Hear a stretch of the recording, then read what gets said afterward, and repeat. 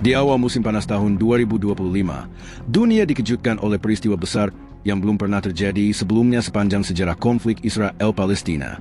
Sebuah kabar yang nyaris tak dipercaya, banyak orang mulai menyebar dari perbatasan Gaza hingga ke pusat-pusat komando militer dunia. Puluhan ribu tentara Israel dilaporkan menyerah dan menolak untuk melanjutkan perang. Semuanya bermula dari serangkaian serangan udara yang gagal dilancarkan ke wilayah Gaza. Beberapa jet tempur dan drone tempur Israel mendadak jatuh sendiri di langit tanpa ada rudal yang mengenai. Para prajurit di lapangan mengaku mendengar suara aneh dari langit, lantunan adzan yang menggema dari segala penjuru, padahal belum waktunya sholat. Pagi itu, sebuah unit pasukan Israel yang ditempatkan di dekat Han Yunis tiba-tiba memberontak. Mereka menolak perintah atasan untuk menggempur kamp pengungsi. Yang mengejutkan, dalam waktu kurang dari 48 jam, lebih dari 10.000 tentara menyusul aksi itu. Pemerintah dan komando militer Israel pun panik. Beberapa jenderal menyebut ini sebagai pengaruh psikologis musuh. Namun para tentara membantah. Mereka bersaksi bahwa hati mereka berubah setelah melihat sendiri keajaiban-keajaiban yang terjadi di Gaza. Anak-anak kecil tetap tersenyum di tengah puing-puing. Wanita tua tetap membaca Al-Quran meski tanpa listrik. Dan suara adzan yang terdengar menembus helm mereka. Salah satu tentara wanita, Letnan Miriam Cohen, memberikan kesaksian yang menggemparkan. Kami diperintahkan untuk menyerang, tapi tiba-tiba angin berhenti. Semua terasa diam. Lalu dari balik reruntuhan, kami mendengar suara adzan. Saya menangis. Saya tak bisa menekan peletuk senjata saya. Kisah ini bukanlah hoax. Banyak media internasional mulai meliput kejadian ini.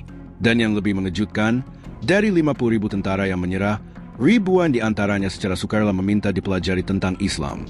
Dunia menyaksikan dengan penuh tanda tanya, apa yang sebenarnya terjadi?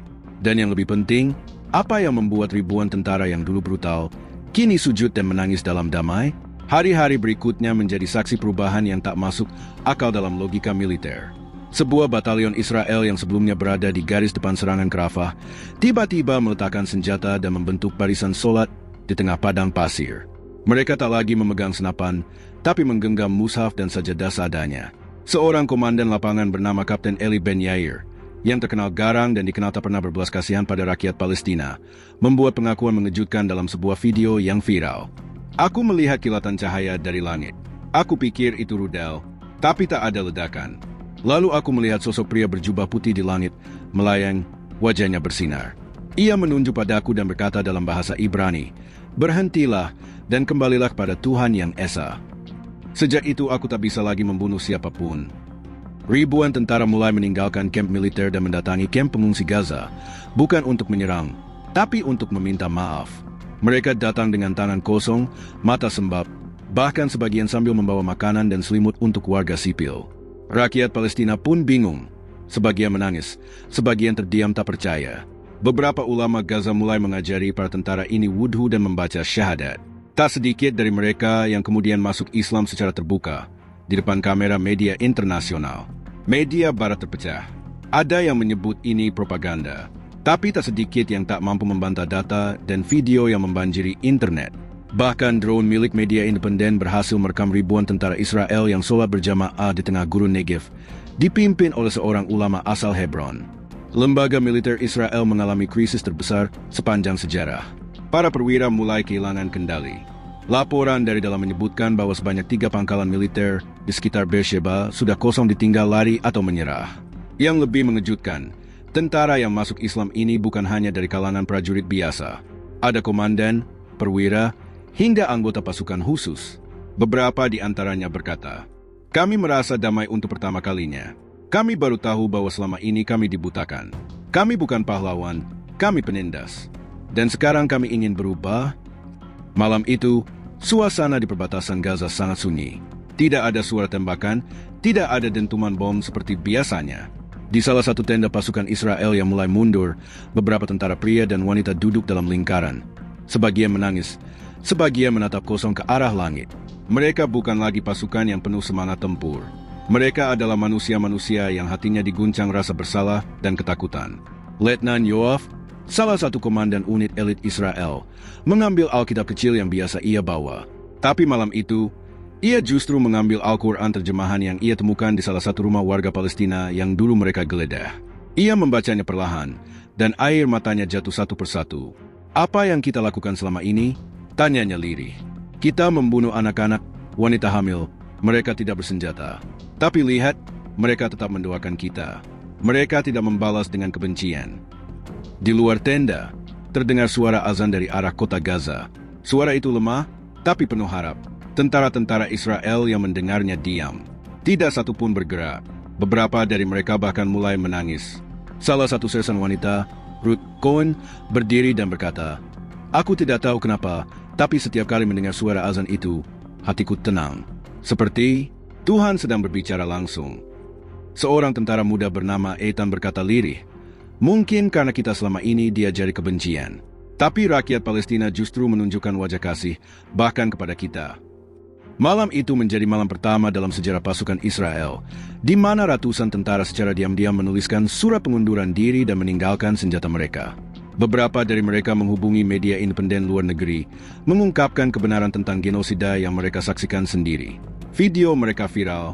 Salah satu video memperlihatkan Letnan Yoav mengatakan, "Kami tidak bisa lagi memerangi orang-orang yang hanya mempertahankan hidupnya. Kami memilih untuk berhenti. Kami memilih damai. Dan aku akan masuk Islam." Keesokan harinya, berita itu mengguncang dunia.